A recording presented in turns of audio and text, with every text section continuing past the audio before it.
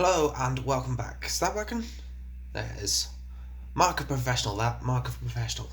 Welcome back, and today we are going to be ranking all the Tardis teams, and I'll be ranking them within their tiers, but there are 5 tiers here: exquisite, fantastic, decent, average, and poor to awful, which there's not going to be that much in. The person who's made this tier maker has made a lot of ones, so I'm just going to get going with this because this is going to take an age if I don't get started with this soon. So I'm going to kick off with the first Doctor, Ian, Barbara and Susan, the original TARDIS team, and I'm sticking that in decent. I do enjoy them, and I think the particular highlights here are Ian and Barbara, who are just amazing characters. The first Doctor is possibly as least warm here, possibly as most unlikable. I loved him later on, but I wasn't so keen in season 1. And Susan is lumbered with the most consistently sexist writing of any companion. You know, she is what people stereotypically associate with the female classic Who companion. Often unfairly, but in this case not unfairly, because she really does. She screams a lot, and she's just not as interesting as she should have been on the basis of the first episode. And there's moments where she is interesting, stuff like the Sensorites, but she's this alien, mysterious alien, but she's just not. That's what they were going for. Actually, things improved majorly for me with the show after Susan departed. The first Doctor got a lot warmer with his companions. That was a creative decision, and they brought in Vicky, and that team's going in exquisite. I absolutely love that team. I watched the Romans the other day, and I think that's possibly what's pushed it into exquisite, because I just adore that story, and I adore the team in that story. Ian and Barbara are such well-written, well-developed characters for a 60s children's show, effectively. This is the first Doctor at his best. He's got really warm relationships, not just with Vicky, but also with Ian and Barbara at this point. And Vicky, I think, is a great addition. For me, she is what Susan should have been, but without the mysterious element. But because she is an alien, but because she is not a Gallifreyan, I don't think they were trying to make her mysterious so it doesn't fail. Unfortunately, though, she is better at that Susan-type role. She's often connected to the Doctor's hip. That's not a problem here, but it is a problem when she tries to basically spread the wings of her own. Because I'm putting the first Doctor, Vicky and Stephen in average. I just didn't connect with this team all that much. I'm still loving the first Doctor, and Vicky and Stephen are decent enough together, but Stephen, this is going to come up a lot because there's a lot of different variations of the first Doctor's team from season 3 which involve Stephen, and Stephen is very aggressive and confrontational with everyone, and he doesn't really have a warm relationship with Vicky. You almost struggle to see why he's there sometimes. He just gets annoyed with the other companions and with the Doctor, so I'm going to put them in average. They didn't have very long, but I wasn't a fan, no. Carrying on with that tradition of not having a long time, this was the TARDIS team for 4 episodes. The first Doctor, along with Stephen and Katarina. Shall I say, again, there's not enough time to form an actual opinion on them, and that's the issue. They're only there for 4 episodes, and Katarina's entire thing is basically to be killed off with the Dalek master plan, so the show that can prove that it will kill main characters. But it just got rid of Vicky the previous story, but they should have kept her on and killed her if that was what they wanted to go for. Instead, they just introduced a companion to kill them, and it doesn't work. Having said that, though, I do love Sarah Kingdom. I think she's great, but again, there are only 8 episodes, 2/3 of a story for her, to which she ends up getting killed. You just can't feel the connection between... It takes a while to build up a connection between a Doctor and all their companions, and these teams, they never got enough time to flourish, and that's sort of why they are further down these lists for me, because they didn't get the time to properly develop. The first Doctor and Stephen, that's basically the story, the massacre, apart from... They're just going an average, because I can't really comment on that, because the Doctor's not really in the story of the massacre. Stephen pretty much has a solo adventure whilst William Hartnell plays the Doctor's doppelganger, who is an abbot. But, so you could say that should go in poor, but I'm going to put it in average because the scene at the end between them is amazing when Stephen decides to leave the TARDIS, and it should have been his exit. I'll maintain that it should have been his exit. angrily walking away from the Doctor for leaving the Huguenots to be massacred in France because he doesn't want to interfere with history, and the fact is that he can't understand. That whole scene is probably my favourite Hartnell moment. I think, yeah, it's just an incredible moment. But unfortunately, that is not where the massacre ends, because at the end of the massacre, Stephen comes back with Dodo for some reason. This is going in poor. I mean, I think Stephen has never been more confrontational than when he's with Dodo. He's clearly aggravated by every single move she does. The First Doctor basically just kidnaps her because she reminds him of Susan, and Dodo is just annoying. These feel like, at this point, we're just going for pale imitations of Ian and Barbara, or Susan, whatever. They don't really know what a companion should be. They're just trying to work off the same formula again and again and again, and it's clearly not working with these characters. There is really no connection that I feel. Which is why there's been so many Hartnell teams, but they really got back to their best for me when it comes to the First Doctor, Ben and Polly. It's not an incredible team by any stretch, but it is a decent and enjoyable team. Yeah, I think that seems fair enough for me. Put it just behind the original team, but I just felt like the Hartnell era got back on track in terms of its companions right at the end, and it's a shame that we didn't get more Hartnell adventures with Ben and Polly. And Ben isn't being pushed to the background when he's with the First Doctor because Jamie isn't on the scene yet, so he actually gets to be a much more well-rounded character, and I love Annette Wills as Polly. She's absolutely brilliant. And then Hartnell departs, and we get Troughton, and this is basically just par of the Daleks here. Should put it there. They're a decent enough outfit with the Second Doctor with Ben and Polly, but to be honest, everyone's just waiting for Jamie to turn up. There's no real connection between the Second Doctor, Jamie, and Jamie. The Second Doctor and Jamie are a brilliant connection. I don't know what I'm talking about. Absolute nonsense. The Second Doctor, Ben, and Polly. And then Jamie comes onto the scene, and it makes an immediate improvement, I would say. Actually, I'm gonna hang on. I'm gonna reassess that. I'm gonna put that on average, along with that. That's gonna push up. And above the First Doctor, Ben and Polly, Jamie is a fantastic addition to the team when he arrives in the Highlanders. It does mean that Ben gets pushed to the background, but Jamie's such a good character that you can overlook that small defect. I really love Fraser Hines' performance. He clearly works really well with Patrick Troughton, and Polly is still amazing in these stories, particularly the Highlanders is a real highlight for her. Even if it's not a great story, it's a real highlight for her character. But the Second Doctor's era for me really gets into its stride with the Second Doctor, with Victoria, who can just about be seen in that photo, and Jamie, and they are a fantastic team, and I really wasn't expecting to like Victoria as much as I did. I think she's a brilliant character, and by this point Fraser Hines and Patrick Troughton have a real comedy duo thing going on, and they're brilliant on screen together, absolutely electric. They really work really well together. And Victoria's so sweet with Troughton. You know, you get that moment from Tomb of the Cybermen when they talk about her family. But also Jamie and Zoe have a really nice relationship. I think Fraser Hines has said he thought Jamie was in love with Zoe, and not with Zoe, with Victoria. I totally got that, and makes the exit when she decides to leave the TARDIS feel more earned, because I did feel that Jamie probably did love Victoria, and maybe that was reciprocated, but they never went through with it, and made it a very sad ending.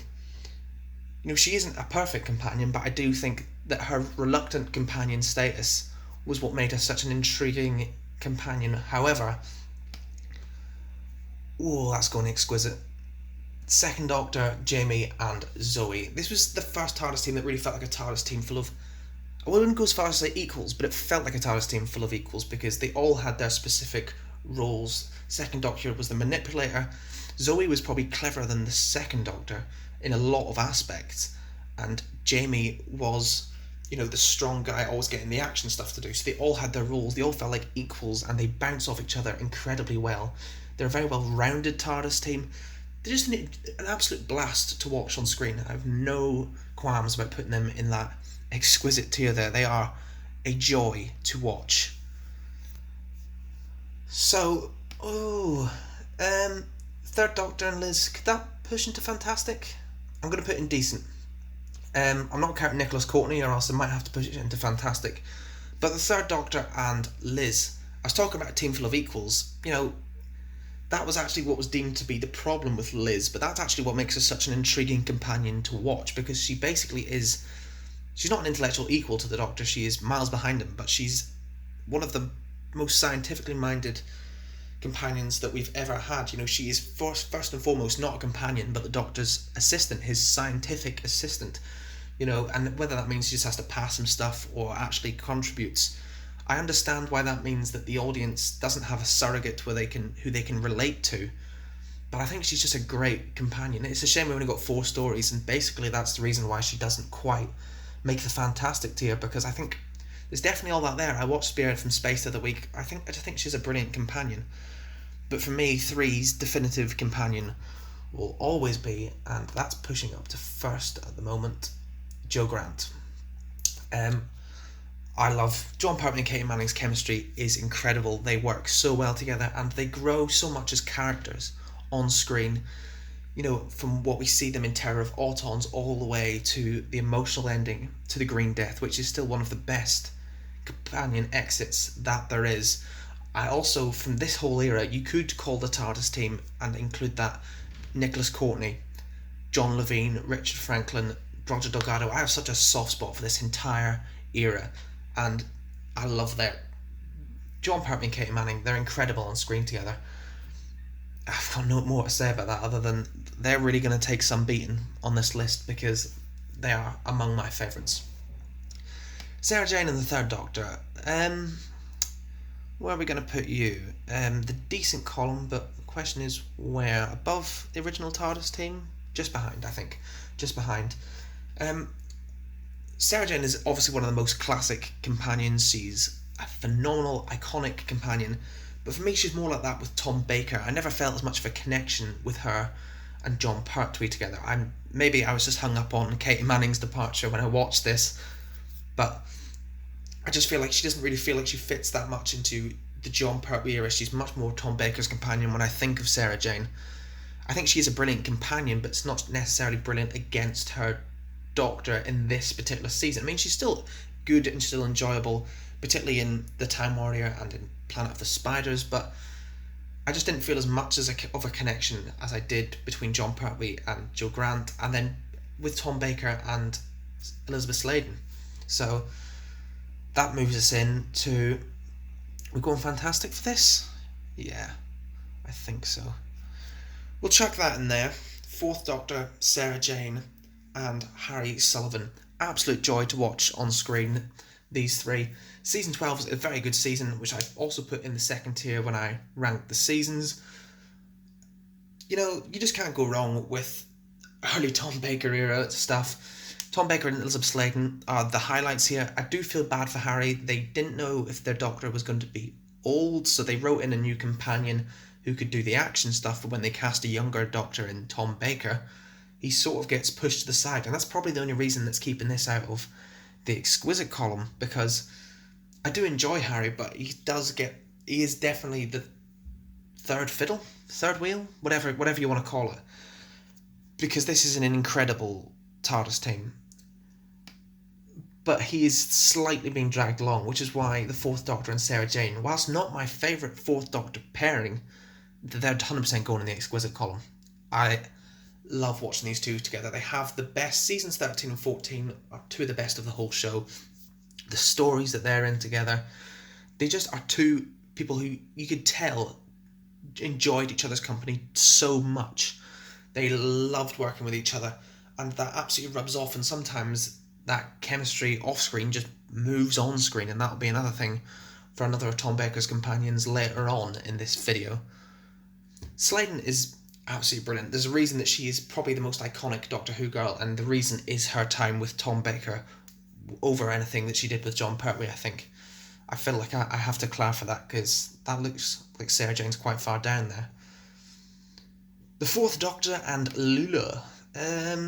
It could have pushed exquisite.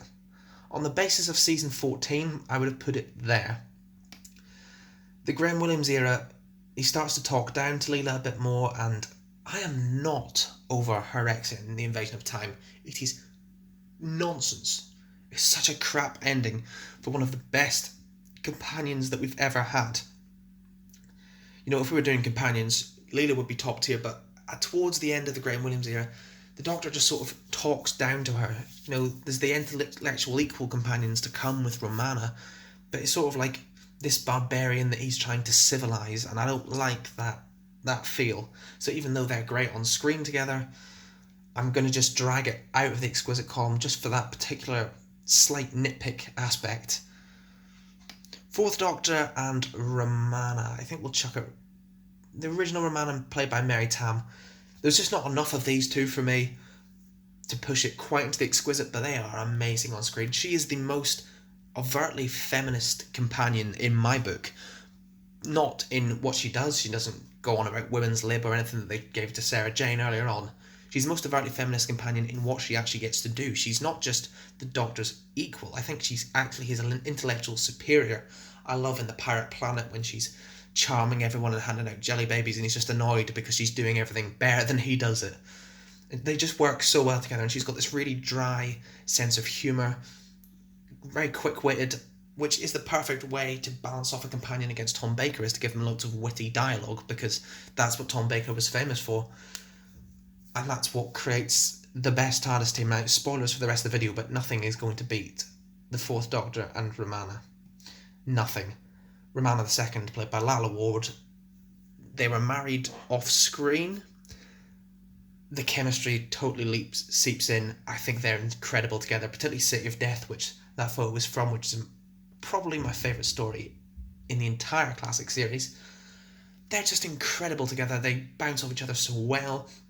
Such a warm friendship and a warm relationship, and they actually grow as characters as well. Not Tom Baker as much, but Romana, particularly from when she was Mary Tam at the beginning, and she was quite uptight, you know, and then she evolved over that series. But by the time that Romana leaves the TARDIS in season 18, she doesn't want to go back to Gallifrey. You can tell by this point she's totally in love with travelling with the Doctor, as much as that I don't think there's a romantic thing going on, but I wouldn't have a problem if there was, and I'm, as someone who completely opposes romantic stuff in the TARDIS, that's quite a statement, because I just think they are incredible together. And also because they're both Time Lords, that's a reason why that sort of seemed to be more acceptable here. The Fourth Doctor, Romana and Adric. So we've still got the best TARDIS team in history, but now we've got Adric as well, so that's just dragging it down a bit. That's the only reason it's dragging it down. We didn't need another member of this team. This team was so perfect. We did not require this annoying little kid. The only saving grace is that in the stories when Adric turns up, in a lot of them, well, in Full Circle he's just another member of the people who they meet when they get there, but in State of Decay he pretty much just sods off and has his own adventure, which is fine because it allows the Fourth Doctor and Romana to, for me, give some of their best performances. Full stop. I love State of Decay.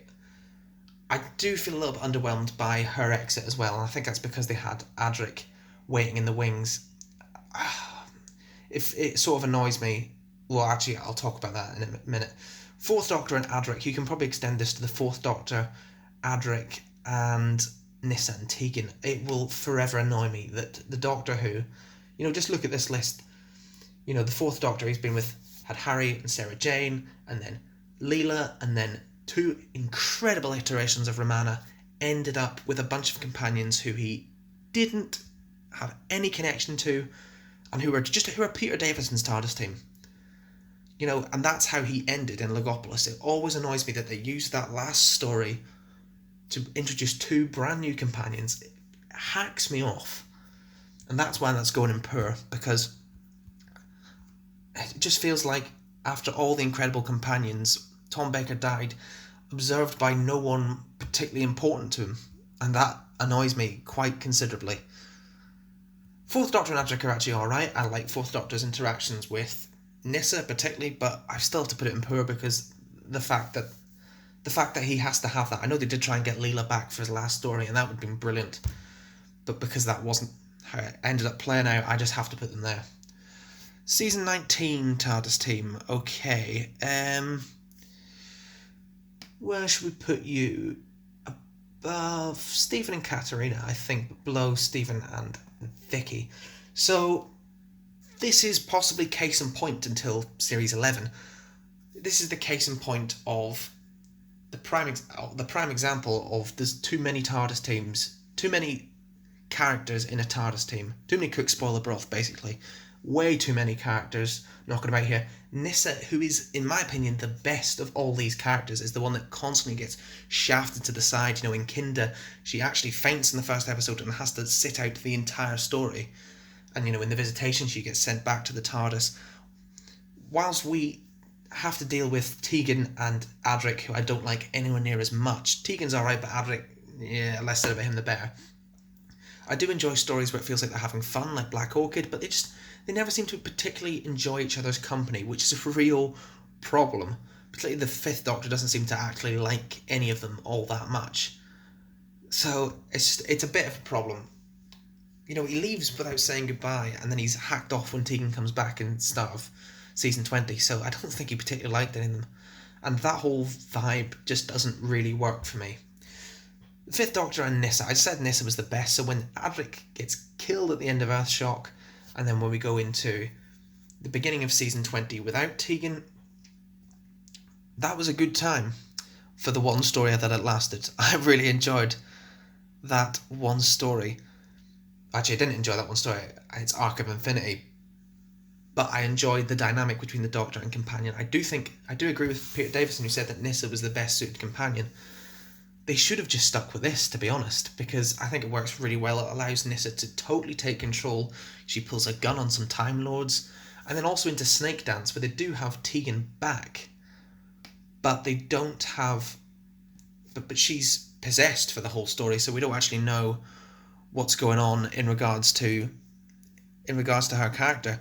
So I actually think this is the best Peter Davison TARDIS team, and it lasts for one, maybe two stories if you're pushing it, but I do really enjoy them, so I'm going to put them in there. And then we get Tegan back, and we also get Turlough, who's introduced in Modern Undead. I'm going to go there, just above the season 19 TARDIS team. Again, it's too many characters. Nyssa gets shoved to the side again because we've all got Turlough stuff going on when he's with a Black Guardian, and we've got Tegan, and they just seem to be the companions they want to focus on, even though I think Nyssa is the clear standout of the bunch. Even Nyssa's exit gets sort of bungled because they care more about Turlough's Black Guardian arc than they do about the actual companion who's leaving. She just feels like the companion that the show never wanted. I feel like I've ranted about this now, but I really wish that they'd done more stuff with that. I do enjoy the Fifth Doctor with Turlough and Tegan, but now there's just the same dynamic, but they're missing Nyssa, who was my favourite part. I never feel like there's warm relationships between any of them. They don't seem to be enjoying themselves all that much. It's a weird vibe that they went for in the Fifth Doctor era, and I'm not really sure what some of the TARDIS teams that they went for were really going for, but yeah, it's an unusual one. Fifth Doctor and Turlough, that's one story? Is that even one story? Right, we'll chuck you in there. Not a clue why you're even here, to be honest. Yeah, they're pretty decent. Let's skip ahead to the Fifth Doctor and Perry, who are not actually in that many stories, but because that story is Caves of Androzani, yeah, they're gonna do well. Actually, chuck it decent? Yeah, I'm gonna put it in decent. They're brilliant on screen together. I think the Fifth Doctor works so much better than the Sixth Doctor with Perry, because she's quite mild and he's quite mild, and now we finally got to a stage where I don't think we have a really gobby companion with the Fifth Doctor because he was so mild. The Case of Androzani is an amazing story, and the fact that he ends with a companion he doesn't really know, whilst that annoyed me for the Fourth Doctor, it doesn't annoy me for the Fifth Doctor, because that's the circumstances of his death, is dying to save that woman who he hardly knows. So that 100% redeems it for me. That's brilliant. Sixth Doctor and Perry. Oh dear. I mean, I don't even need to explain this, do I? The sniping. You know, you can't have a companion who is probably the most sensitive and emotional companion that we've ever had, and put her against the most loud, abrasive doctor that we've ever had. He just insults her for a season and a half, and then basically abandons her in Mind Warp to be married off to a crazy Brian Blessed character. There's no chemistry. They don't appear to enjoy each other's company. They seem to borderline hate each other at some certain points. You know, I don't think the arguing's funny. It's sort of meant to be banterous, but I don't get the banter out of it. It's a big problem with season 22, is the dynamic between these two. For me, it's such an important part of any Doctor, is their relationship with their companions, and it's an important part for any season. In fact, when I ranked the Doctors, actually, all three of my bottom three, all of them, I said, as Doctors, didn't have good relationships with their companions. 5th and 6th Doctors were two of the ones I mentioned, and I feel like my placements on these lists are pretty much living proof of that.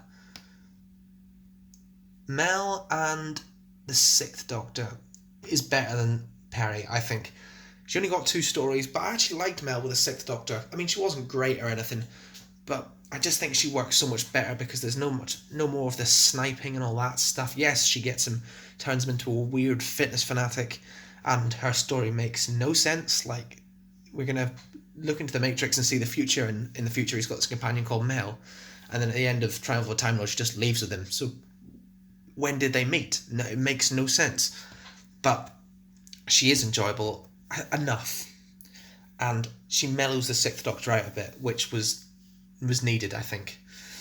Unfortunately, as she's quite mellow herself, the 7th Doctor and Mel, there's nothing interesting about the 7th Doctor and Mel. I don't think they have a very good dynamic, and I don't think the 7th Doctor has much of a personality until Ace comes along. I don't feel like I really have to explain that in any real depth, because there's just not a lot going on here. What I will say is Dorothy McShane, Ace, as we all know her, she is the reason why late 80s Who had its renaissance.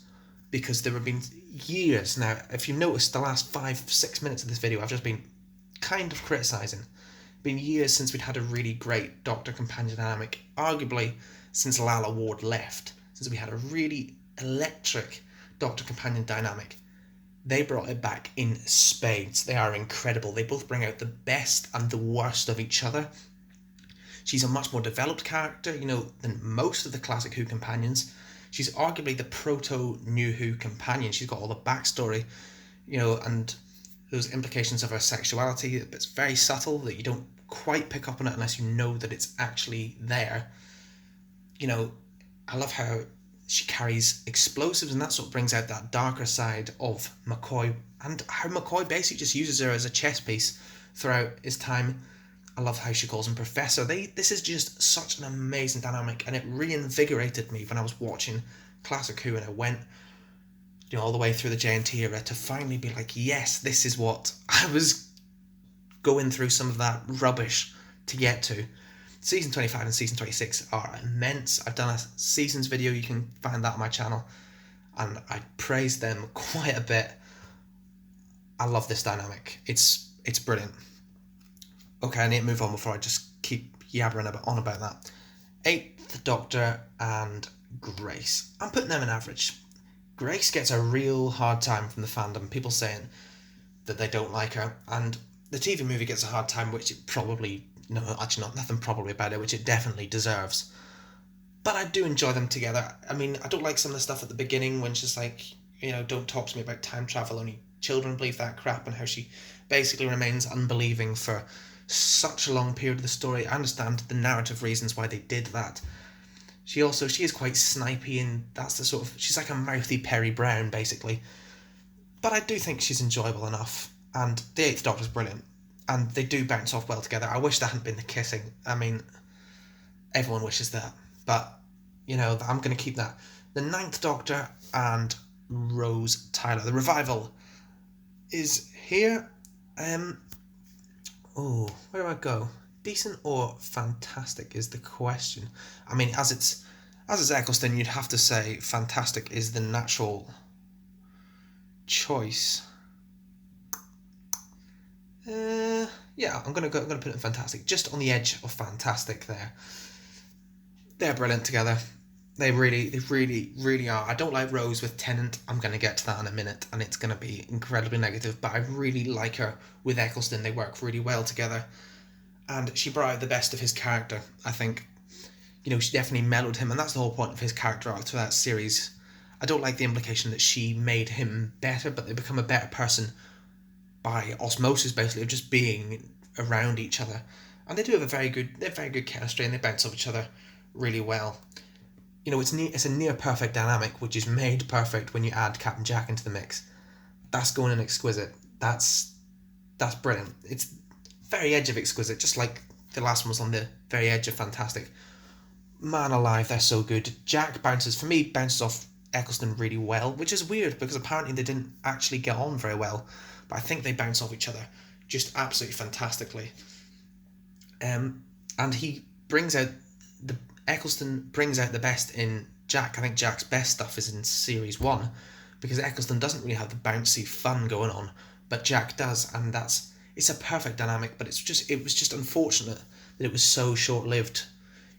Basically the only normal story with them is Boomtown, because they're only meeting an empty child doctor dances and they all get separated at the end of Parting of the Ways. So if you had Mickey in there, that's possibly even better. But yeah, that's definitely deserving of the exquisite column for me. I'm gonna have a lot of things in the exquisite column because there's still a few to come. Luckily, I get to slag something off now. Ten and Rose, awful. Blimey, no, even worse than Dodo. They're so annoying together on screen.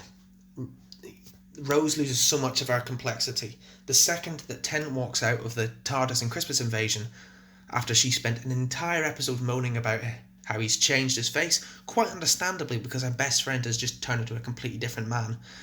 Walks out, goes, "Am I sexy?"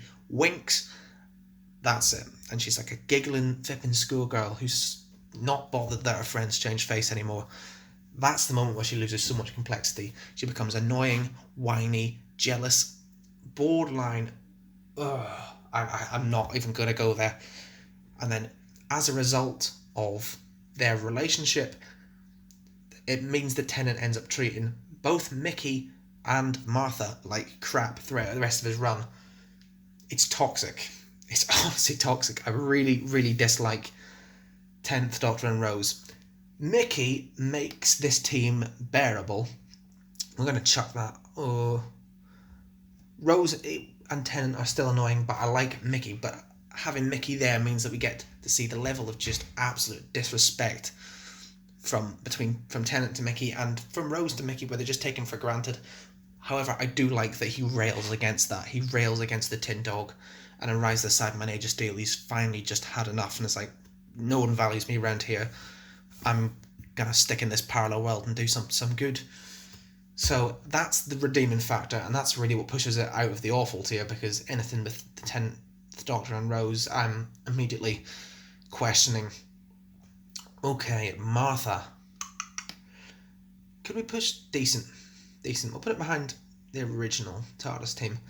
Decent, and all that decent is on Martha, because I think she's an amazing companion, so underrated by everyone, including the Doctor, and that's a big problem. I don't like the love triangle between Rose and the 10th Doctor and Martha. She's such a phenomenal companion who he just does not see. He's always pining for Rose. There's that bit in the Shakespeare Code where he's like lying in bed and goes, "My friend Rose, oh, she'd know what to say." And I'm like, would she? All I remember is she nearly ended the world on several occasions doing incredibly stupid things. Martha is probably the most capable New Who companion who got absolutely no respect from the Doctor, and that's really why she's not in a higher column. Freeman Agnew and David Tennant are very good together, but it was the stuff that they were actually given to do that slightly annoys me. And at that point, the Tennant era has been defined for me by companion-doctor relationships that don't really work as well as they should or could. Thank God for Donna Noble. Honestly, brilliant. Just brilliant. They are so good together. Finally, we cut the romance crap out. We go full on sort of comedy, drama. I don't know what it is. They bounce off each other incredibly well. They're very funny. They're very witty. Incredible chemistry. I mean, I don't even need to explain that. I don't know if I've met a Doctor Who fan who doesn't love the 10th Doctor and Donna. Everyone does. Even some of us who might call ourselves slight skeptics when it comes to the 10th Doctor, we love the 10th Doctor and Donna. Brilliant stuff. The 11th Doctor and Amy, quite frankly, I could honestly go in fantastic, but I'm just going to put it in could go in exquisite, but I'm going to put it in fantastic. No, just behind, just in front of Leela, just behind Leela. Because it's not quite perfect yet, and they still had suggestions of romance undertones in Series 5, which I don't like, which is why Best New Who, TARDIS team, easily 11th Doctor, Amy and Rory. Once they sort out the issues of Series 5 between their dynamic, Series 6 and Series 7, this is my childhood team. I absolutely flipping love the 11th Doctor, Amy and Rory. They are incredible together, and I love how much their dynamics were pushed, how much they pushed each other, how they weren't afraid to call each other out. Rory is such an amazing companion in his own right. If you add Amy into the mix and the 11th Doctor, so many great moments, so many great twists. It's heartbreaking, it's funny. They're immense on screen together. Exquisite. Easily. 11th Doctor and Clara.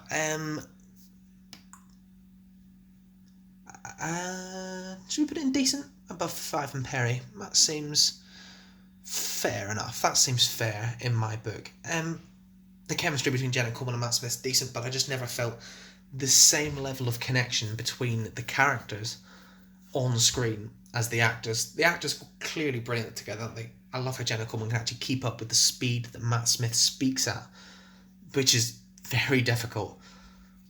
But they just didn't have the same connection as Amy and Rory, and I think it was maybe the same for me as when Sarah Jane came along after Joe Grant, and honestly a lot of companions after Romana 2, where I was just like, I just want my old companion back a little bit, because I think they had a much better dynamic, and maybe that nostalgia sort of blinded me a little bit. I mean, they're a decent enough pairing, but nothing special, which is why they're sort of middle of the list, exactly, actually.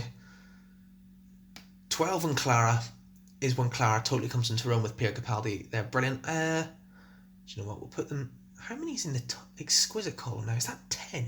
2, 3, 4, 5, 6, 7, 8, 9... I'll move you. Blimey. 10 in the exquisite column. There's not going to be any more, but I think there's not two more developed, more nuanced characters in all of Doctor Who than the 12th Doctor and Clara Oswald. So well developed.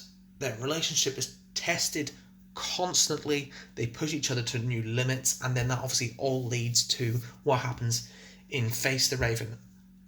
Capaldi's my favourite Doctor, so maybe slight bias on this one, but I just love them on screen together. Jenna Coleman and Peter Capaldi's chemistry is amazing, and they're so well developed characters. There's nowhere else I would have put them on this list. I wouldn't even consider putting them tiered below that. No way. 12th Doctor and Bill. You're going in decent. Pushing, fantastic, but just indecent. I love 12th Doctor and Bill.